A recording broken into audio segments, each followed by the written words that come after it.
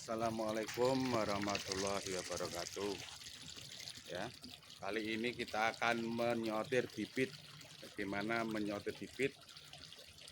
Langsung saja, sebelumnya kita berdoa.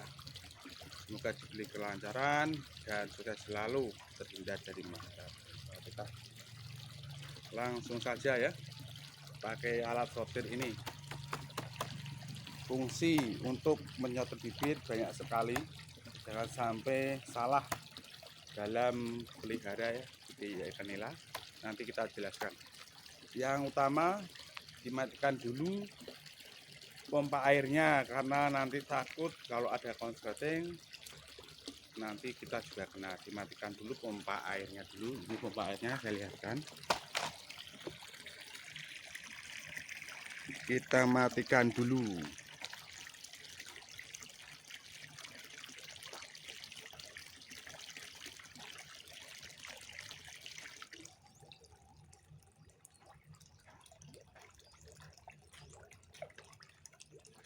Setelah kita matikan aeratornya biar tetap, karena yang di air itu adalah pompa air, bisa berbahaya.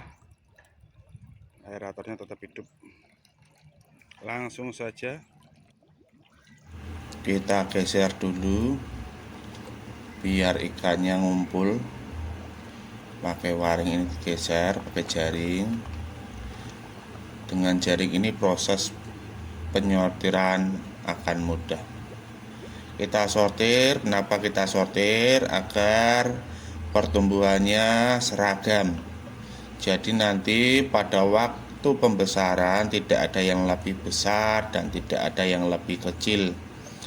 Karena seringkali menjadi kendala nanti untuk proses pemberian makan. Kalau kebesaran ya, terlalu banyak makan, yang lain nggak kebagian, yang kecil-kecil nggak kebagian, jadi tambah lambat. Proses panennya juga nanti bervariasi, makanya kita sortir. Selain itu penyortiran juga penting, karena kotoran ikan itu berbeda-beda. Kalau ikannya agak besar, kotorannya juga besar, kecil juga kotorannya agak kecil. Itu juga berpengaruh nantinya. Kotoran yang besar itu sering mengganggu yang kecil dalam kualitas air ya. Jadi ini kita ambil dulu, kita sortir. Yang kecil nanti dipindahkan ya. Ini kita ambil dulu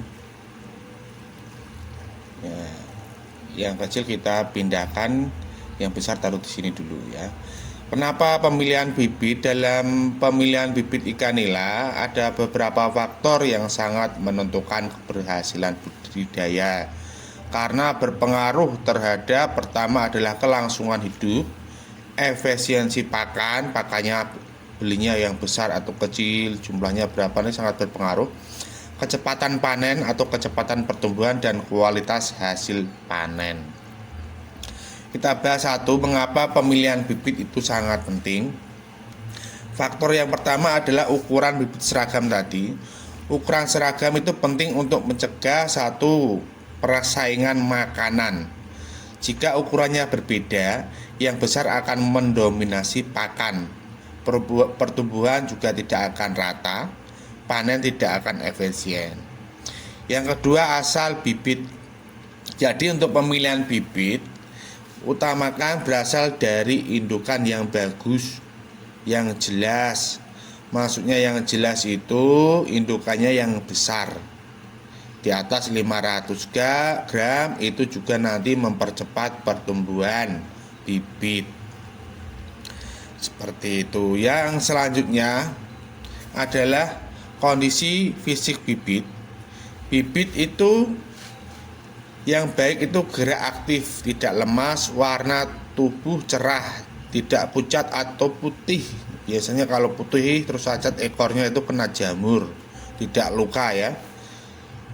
Selanjutnya, adaptasi terhadap lingkungan. Bibit terbiasa hidup di air kolam ya, lebih cepat beradaptasi. Jadi untuk pembelian bibit sebaiknya itu berasal dari air yang setempat. Maksudnya kalau bisa ya, bukan air mau kita tinggal di pegunungan, belilah bibit di sekitar saja, jangan di daratan rendah karena kualitas air berbeda. Sebaliknya, jika kita membeli bibit dari kita budidaya bibit di daratan rendah, belilah air yang di daratan rendah karena perbedaan air nanti juga berpengaruh, atau di karantina dulu juga bisa. Ukuran ideal bibit ditebar biasanya ya 3-5 gram, umur sekitar 3-4 minggu, itu sekitar ukuran 57 lah, seperti itu. Jangan tebar bibit terlalu kecil ya, juga rentan terhadap kematian, apalagi yang bioflok.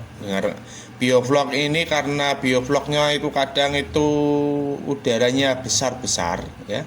Udara besar-besar itu bibit yang kecil biasanya kalau bioflok itu pada mati. Biasanya untuk bioflok itu mengambil bibit itu sekitar 2 jarian ya. Pokoknya 2 jarian itu aman untuk bioflok. Karena kalau terlalu kecil untuk udaranya, insangnya itu belum sempurna, seperti itu. Biasanya untuk bioflok itu belilah bibit yang sekitar 2 jarian. Kalau belum 2 jarian ya dikarantina dulu, jangan pakai bioflok dulu, seperti itu, karena berpengaruh bebas dari penyakit ya. Pemilihan bibit nila bukan sekedar ambil yang murah dan banyak, tapi harus selektif dan teliti karena akan menentukan pertumbuhan ikan, seperti itu. Jadi untuk pemilihan bibit sebaiknya hati-hati. Utamakan survei ke tempat teman-teman petani lain. Kalau kualitas bibitnya bagus, belilah di tempat tersebut. Saran saya seperti itu. Jangan langsung beli bibit. Pertama survei dulu ya, survei dulu ke teman peternak, cari pengalaman dulu ke teman peternak bibitnya, tanya-tanya bibitnya dari mana, gimana prosesnya. Karena apa? Awal keberhasilan petani itu berasal dari bibitnya, kualitas bibit yang bagus. Ya, selain dari kualitas air, juga kualitas bibit itu adalah awal pertama dasar. Kalau bibit buruk, walaupun dipelihara 6 atau 8 bulan itu juga sulit untuk besar, karena indukannya berasal dari indukan yang kecil.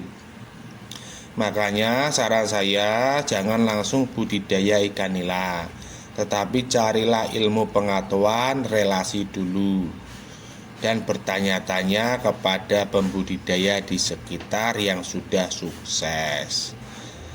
Jangan lupa subscribe dan share videonya karena biar semangat membuat konten. Terima kasih. Video-video lain juga berasal dari pengalaman saya. Kita pindah dulu bibitnya ini. Kita ambil. Ini ada sekitar 2000 ekor. Ukuran 46 kayaknya, 45 ya, 45. Kita pindah dulu.